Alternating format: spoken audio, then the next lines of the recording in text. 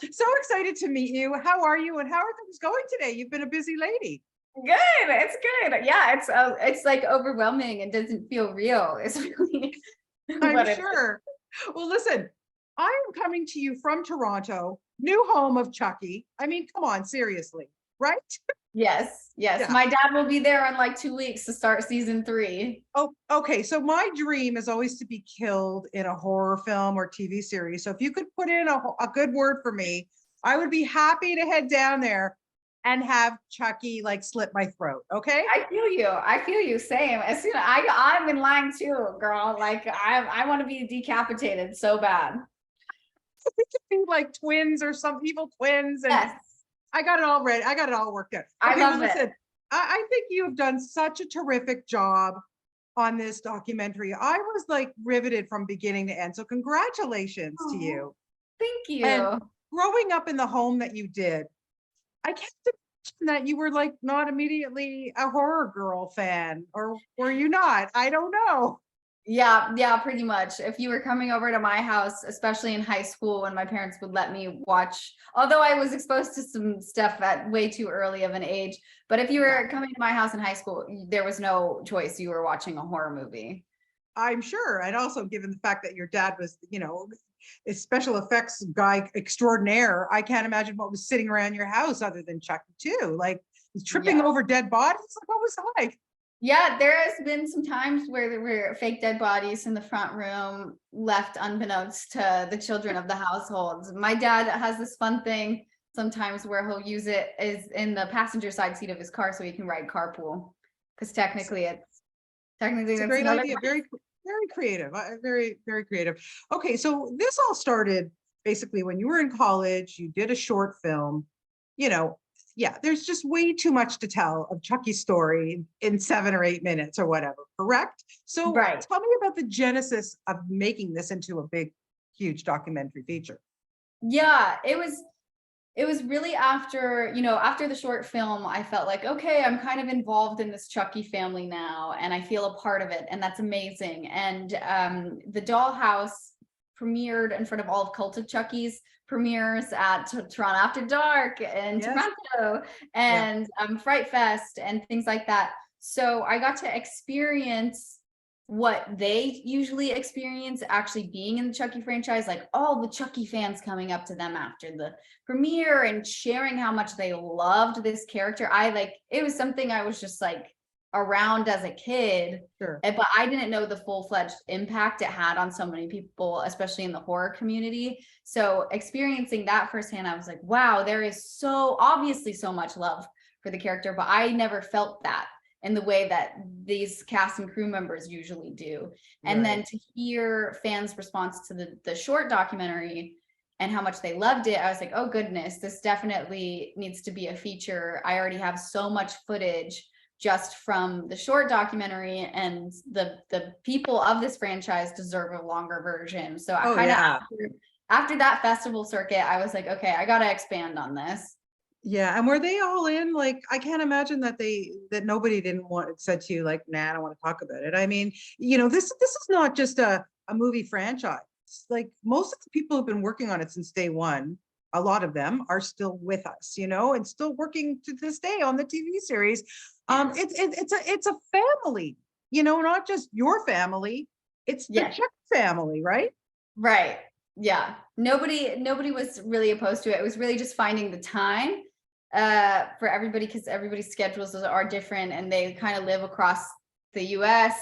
But yeah, there were a few people that I tried to get for it, like Kevin Yeager and Tom Holland, but either it was met with no response, or Tom Holland was like, I just directed the first film. What do you mean? And I was like, I exactly Yeah. come play. Right, But started the whole thing. Absolutely. yeah, Well, listen, you did, I mean, you did well, my dear. There's no question. And it was so fascinating for me. I learned too, I'm not a Chucky aficionado. I mean, I learned a lot from you, so thank you. But I so enjoyed watching Jennifer Tilly. I mean, who doesn't love Jennifer Tilly? And she's always so animated, and her stories were hilarious. I mean, I can't even imagine what ended up on the cutting room floor.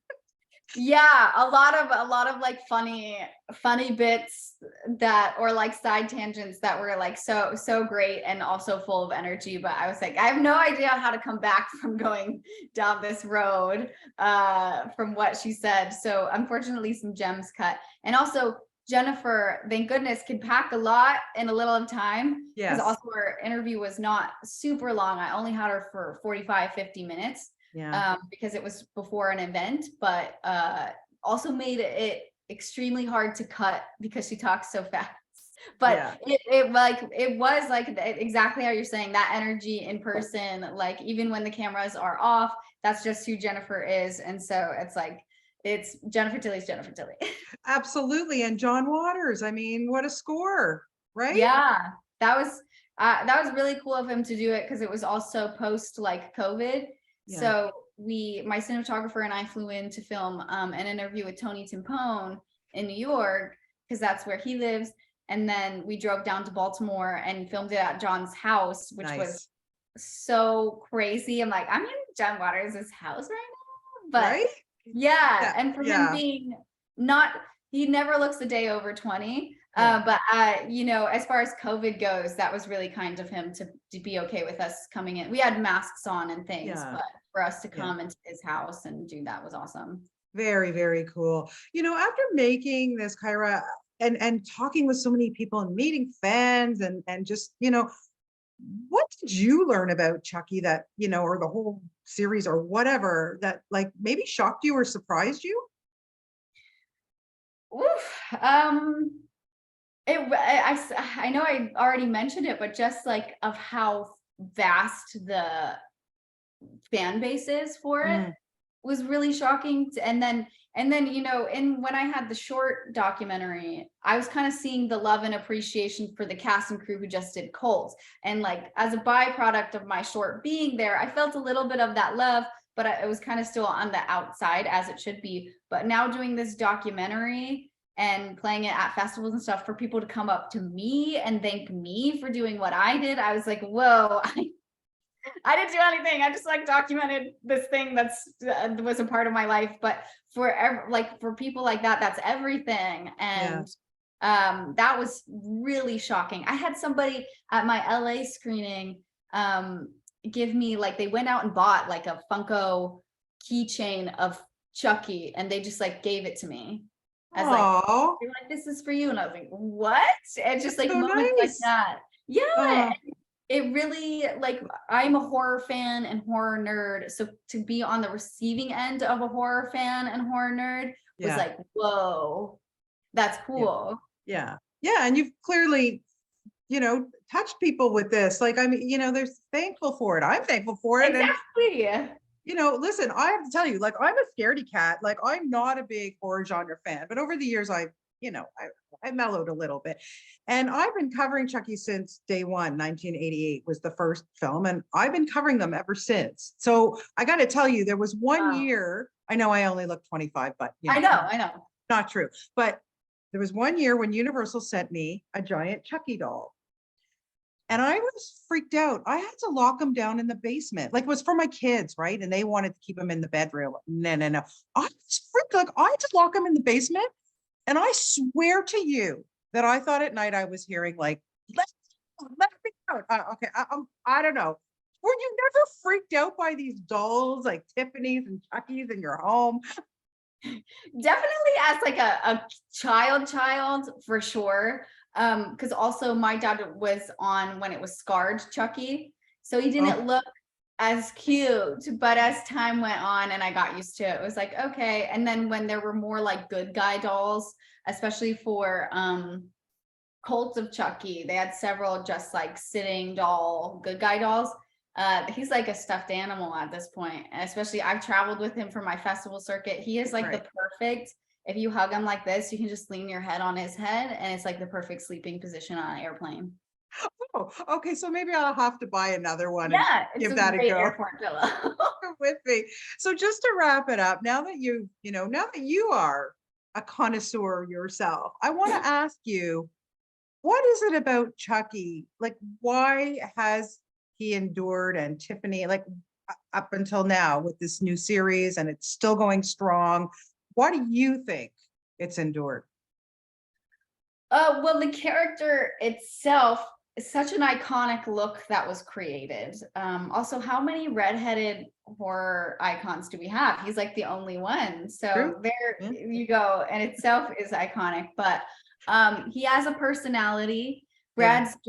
Brad Dourif's voice brings so much to it already. It's different than the other killers like Jason and Michael Myers. You Right. know, we actually get to feel a bit more about this character, know about him, and maybe that's twisted for us as an audience of like, why do you kill people? But also it's a character that you as an audience member could more relate to, I guess, I guess. because Yeah. he's disenfranchised in a way of like, he's the underdog, he's 3 foot tall, like he's a doll, and you like I myself as a small young woman relate to like feeling not like I could do certain things because of that limitation, but he goes out and murders people anyway in the craziest of ways. So it's a character that you kind of root for, but also the genre itself is not afraid to try new things. And then if it didn't work out, go backwards and get to what fans are appreciating or liking about it. Like they went Yeah.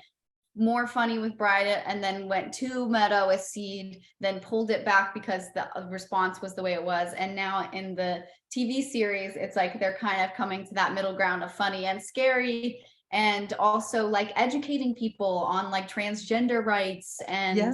Yeah. things like that, that I think were a lot bigger, say in the 80s. I forgot which Nightmare on Elm Street is the queer film. I made the second or the fourth, but Yeah, I'm not sure, but yeah, but it's yeah, good. You're right. Yeah. it's still like educating today because we unfortunately we still need educating on things like that in the queer community and other TV shows, especially like I don't think there's a horror icon that's like, hey, I have a gay child, you know, like Yeah.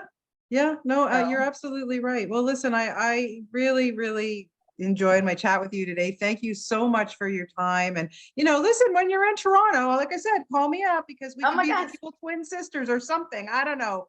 Your dad yes, would make it work, I'm sure. yes, I'm hoping to visit them on season 3, so I'll let Good. you know. All right. Yeah, I would love to come down and just hang out and maybe I'll warm up to Chucky this time in real life. Who knows, Yes, you'll see Maybe he's not I that get over my scary. fright. Thank you, Yeah, Kyra, for your time. It's a wonderful documentary. Best of luck with it and have a good evening. Thanks so thank much. you so much. Thank you for the Okay. interview. Oh, you're welcome. Bye.